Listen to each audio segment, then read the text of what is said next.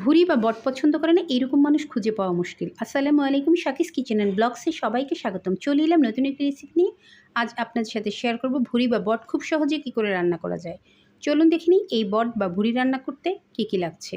প্রথমে এখানে প্রায় 1.5 কেজি পরিমাণ গরুর ভুঁড়ি আমি খুব ভালো করে কেটে ধুয়ে পরিষ্কার করে নিয়েছি। ভুঁড়ি বট কী করে পরিষ্কার করতে হয় তা অবশ্যই আপনারা জানেন, আমি এই ভিডিও শেয়ার করলাম না। এখন বাজারে একদম প্রসেস করা রেডি ভুঁড়িও কিনতে পাওয়া যায়, চাইলে সেটাও আপনারা রান্না করে খেতে পারেন। অ্যাড করে দিলাম সামান্য লবণ, সামান্য হলুদ, সামান্য মরিচের গুঁড়া, সাথে আরও অ্যাড করে দিব 1 চা চামচ পরিমাণ আদা রসুন বাটা। কেন এত অল্প দিলাম সেটা আপনারা পুরো ভিডিও দেখলেই বুঝতে পারবেন। সাথেই থাকুন, দেখতে থাকুন। তারপর এখানে অ্যাড করে দিলাম 2 গ্লাস পরিমাণ পানি। পানিটা দিয়ে খুব ভালো করে মিশিয়ে নিব। মিশিয়ে এটা চুলায় বসিয়ে দিতে হবে। আর এভাবে ভুঁড়ি রান্না করলে খেতে কিন্তু দুর্দান্ত স্বাদের হয়। অবশ্যই যে যেভাবে রান্না করেন একবার এভাবে রান্না করে দেখবেন কতটা মজার, কতটা ইয়ামি। তারপর আমি চুলায় বসিয়ে দিয়েছিলাম ঢাকনা দিয়ে লো আঁচে রেখে প্রায় 30 থেকে 35 মিনিট এটা চুলায় জাল হয়েছে আর এভাবে পানিটা শুকিয়ে গিয়েছে। এই পর্যায়ে অল্প মশলায় আমি শুধুমাত্র ভুঁড়িটাকে 100% সিদ্ধ করে নিয়েছি। আমরা জানি ভুঁড়ি সিদ্ধ হতে অনেক সময় লাগে, চাইলে প্রেশার কুকারে আপনারা সিদ্ধ করে নিতে পারেন। চলে এলাম পরবর্তী স্টেপে। এখানে 1/4 কাপ পরিমাণ সয়াবিন তেল অ্যাড করে দিয়ে দিলাম 2টা তেজপাতা মাঝখান থেকে 2 টুকরা করে, অ্যাড করে দিলাম দারচিনি, সাথে আরও অ্যাড করে দিব লবঙ্গ।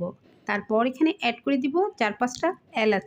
খুব সুন্দর ফ্লেভার বের হতে হতে এখানে আমি অ্যাড করে দিব প্রায় 2 কাপ পরিমাণ কুচানো পেঁয়াজ। অবশ্যই ভুঁড়িতে পেঁয়াজের পরিমাণটা একটু বেশি, যেহেতু ভুঁড়িটা একদম ভুনা ভুনা হবে সেজন্য পেঁয়াজের পরিমাণটা একটু বেশি দিলে ভুঁড়ি ভুনাটা কিন্তু খেতে অসম্ভব টেস্টি হয়। আর ভুঁড়িতে যদি কিপটামি করে পেঁয়াজ দেন সেক্ষেত্রে ভুঁড়িটা খেতে কিন্তু খুব একটা ভালো লাগবে না। দেখুন পেঁয়াজটা আমি ভাজতে ভাজতে একদম চেষ্টা করব ব্রাউন কালার করে ফেলতে।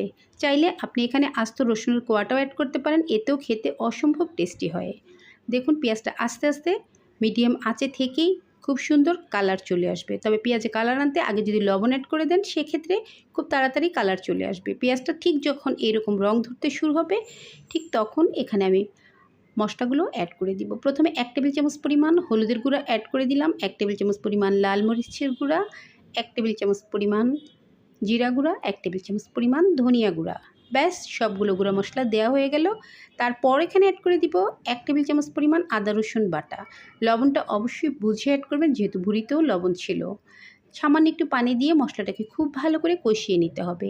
এই পর্যায়ে চুলার আঁচটা মিডিয়ামই থাকবে, তাহলে মশলা পুড়ে যাওয়ার কোনো ভয় থাকবে না। আর লো আঁচে রেখেই মশলা যদি কষিয়ে নেন কালারটা অনেক সুন্দর হয়, খেতেও অসম্ভব টেস্টি হয়। অবশ্যই মশলা কষানোর উপর আপনার রান্না ডিপেন্ড করবে কতটা মজার হবে, কতটা ইয়ামি হবে। আস্তে আস্তে নেড়েচেড়ে আমি মশলাটাকে খুব ভালো করে কষিয়ে নিব। আর কালারটা মাশাআল্লাহ খুব সুন্দর হয়েছে, দেখেই বোঝা যাচ্ছে। আর এই পর্যায়ে অ্যাড করে দিলাম মশলাটা খুব ভালো করে কষানোর পর আগে থেকে সিদ্ধ করে রাখা ভুঁড়ি।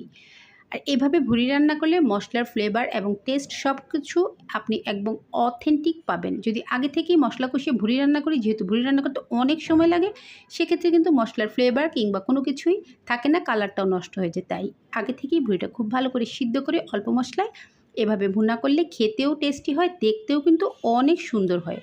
খুব ভালো করে ভুঁড়িটা মশলার সাথে নেড়েচেড়ে একটু কষিয়ে নেব। এখানে খুব বেশি পানির আর প্রয়োজন নেই, শুধুমাত্র মশলা এবং ভুঁড়ি যাতে মাখা মাখা হয়ে যায় সেজন্য 1/2 কাপ পরিমাণ পানি অ্যাড করে দিলাম। আবার নেড়েচেড়ে সব কিছু মিশিয়ে শুধুমাত্র ঢেকে দিব। এক্ষেত্রেও প্রায় 15 থেকে 20 মিনিট সময় লাগবে আর ভুঁড়িটা একদম সফট হয়ে যাবে। খেতে অসম্ভব টেস্টি। আপনি যতটা ভাজা ভাজা করতে চান ততটা ভাজা ভাজা করেই এই ভুঁড়িটা খেতে পারেন। নাড়াচাড়া শেষ হয়ে গেলে আমি এটাকে ঢেকে দিয়েছিলাম প্রায় 5 থেকে 7 মিনিটের জন্য। এর মধ্যে ঢাকনাটা উঠিয়ে নিব।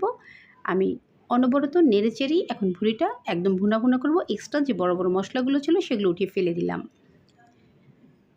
যে যেভাবে খেতে চান এই পর্যায়েও আপনি চাইলে ভুঁড়িটা খেতে পারেন। সাদা ভাত, পোলাও, রুটি, পরোটা যে কোনো কিছুর সাথেই কিন্তু ভুঁড়ি বা বট খাওয়া যায়। আমরা বাঙালি, আমরা জানি এটার স্বাদ কতটা ইয়ামি। ফ্লেভারের জন্য কাঁচামরিচ অ্যাড করে দিলাম, দিয়ে দিলাম শেষ পর্যায়ে এসে গরম মশলার গুঁড়া। এই গরম মশলার গুঁড়াটা দেওয়ার কারণে এর খুব সুন্দর একটি ফ্লেভার থাকবে আর কালারটা মাশাআল্লাহ আপনারা দেখেই বুঝতে পারছেন কতটা সুন্দর হয়েছে আর খেতেও কিন্তু অসম্ভব টেস্টি হয়েছে। ভুঁড়ি ভুনা পছন্দ করে না খুব কম মানুষ আছে, আর যারা পছন্দ করেন না তারা দূরে থাকবেন ভিডিও থেকে। যারা পছন্দ করেন অথবা ভুঁড়ি লাভার তারা অবশ্যই এভাবে একবার হলেও ট্রাই করে দেখবেন কতটা মজার। চাইলে আরও অনেকটাই ভাজা ভাজা করা যাবে, তবে আমি এ পর্যায়ে নামিয়ে নিব। আমার আজকের গরুর বট বা ভুঁড়ি ভুনা একদম রেডি। আমি একটি সার্ভিং ডিশে পরিবেশন করে আপনাদের সাথে শেয়ার করছি। দেখতে কতটা সুন্দর হয়েছে, কতটা মজার হয়েছে। এরকম ভাজা ভাজা করে ভুড়ি খেতে কিন্তু অসম্ভব টেস্ট। দেখেই খেতে ইচ্ছে করে এইরকম একটি ভুড়ি ভুনা কিন্তু আমি দেখতে পাচ্ছি। আপনারা অবশ্যই দেখছেন, আমি খেয়েছি, অসম্ভব টেস্টি ছিল। রুটি পরোটার সাথে খেতেও কিন্তু দারুণ লাগে। দেখতে যতটা সুন্দর, খেতে তার চেয়েও বেশি মজার ছিল। আমার চ্যানেলে এরকম অনেক রেসিপি আছে, আপনারা চাইলে দেখে নিতে পারেন। আমি ডেসক্রিপশন বক্সে কিছু লিঙ্ক অ্যাড করে দিব। সহজ পদ্ধতিতে ভুড়ি বা বট ভুনা যদি আপনাদের কাছে একটুও ভালো লেগে থাকে, please like, comments and share করে দিবেন, সাবস্ক্রাইব করে দিবেন এবং পাশে থাকা বেল আইকনটি ক্লিক করে দিবেন। সবাই ভালো থাকবেন, ধন্যবাদ।